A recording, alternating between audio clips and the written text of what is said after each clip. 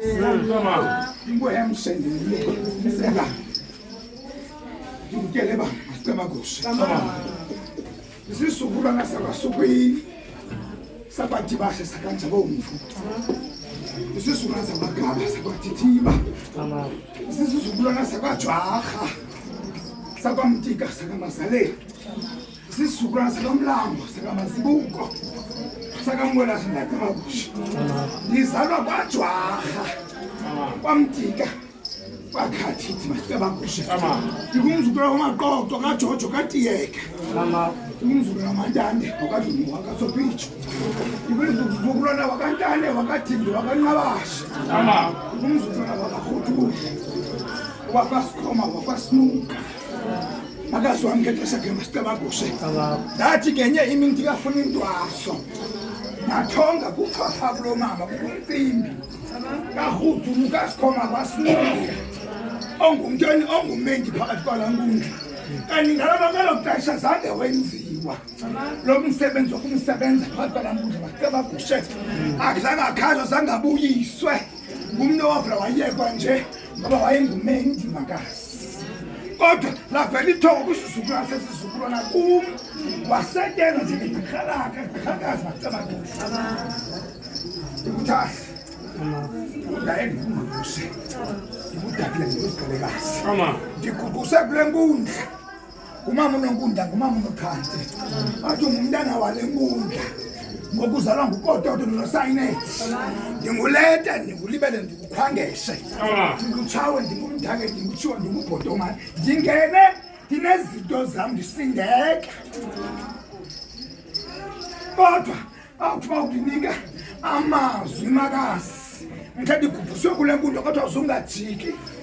kwehla izinto bendinazo lanta kuhloniphekile ngumama unophende nangumama unonkundla zehla ngakumbi izinto ebendinazo umkulokhwezi endinikuluka esindifuna uba ligqirha sekungena indwendwe futhi zesinyuke nangapha namhlanje ndisathi ndingumntana wale nkundla ngoku namhlanje ndivaswa kunye nomamam xa bendishiwe kubhuti wamphekhaya ubhuteba wabhubha futhi ndasebenza emsebenzini kodwa ndafuneka ndayinqambi makazi kwafuneka ndigqwezile kwizinto ezininzi ngoba ndiyinqambi andihlambulukanga masiceba kuhle kuthi ngosuku lwesixhenxe kunyanzeleka ukuba mawuhlanjululwe makazi athi abanye abantu usuku lwesithathu kufuneka siyokuhlambulula unquba kwakunye nesipusana namhlanje bamamqwathi nenze loo nto uhlambulula isiqu sam le tempile yakhiwe kubani kubawo kwakunye nesixesha sakathathu ndibulela amandla ke makazi endlela ndinika wona ngalo mzuzwana ngoba sizabhubha ngokubhubha kodwa inqambi ifika ihlala ngakuthi ngoba singabantu abatheni abasebenza ngokomoya ndikweba ndikhuphe bakhamandeleni sawungena ngokwinto ndithi ndivumise bakazi basiceba kuhle ndibonga amandla ke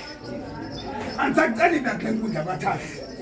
andisaceli kule nkundla kamalele sendivuleka ngoba ndandingasazi ngenye imini awusendime phambi kwabantu basiceba kuhle inye ndicela imali qha phaya ekhaya bendiphela ndigodukile